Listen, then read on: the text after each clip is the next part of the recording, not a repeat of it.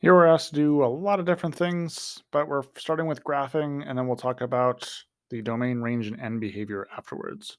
So, four things that I look for when I am graphing here. The first one is the general shape, which is told by the A and the B value. So, my A value is greater than 1, and my B value is, sorry, my A value is greater than 0, and my B value is greater than 1. So, what that means is it is going to be exponential growth. So it's going to have this general shape going upwards.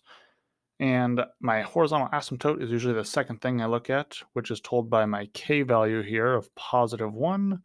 So that means that my graph is never going to cross this line here.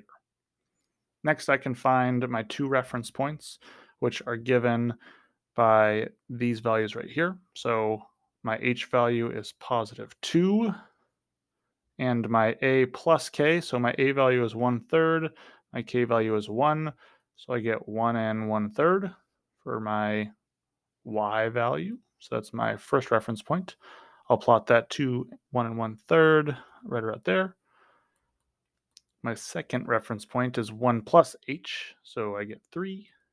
Then a times b plus k, so that's 2/3, plus 1 is 1 and 2/3. Which doesn't look a lot different, so we'll call it that there. Dang, how about this here? And now from those points here, we will go through those and have the same general shape as my purple one right here. So there's my graph with my two reference points. Now I need domain, range, and end behavior. So domain in interval notation just goes from negative infinity to positive infinity because x can be anything. My range is only everything above this horizontal asymptote, which is at 1. Since it's above the horizontal asymptote, becomes 1 up to positive infinity. And for my end behavior, I'm going to give ourselves a little bit more room here. As x goes towards negative infinity, or as we go to the left, what is happening to the graph?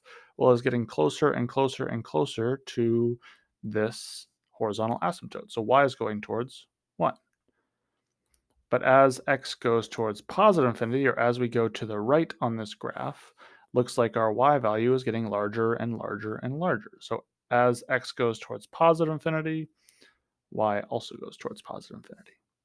There's our end behavior. We got our domain and range in interval notation, our graph with our two reference points, so we're good to go.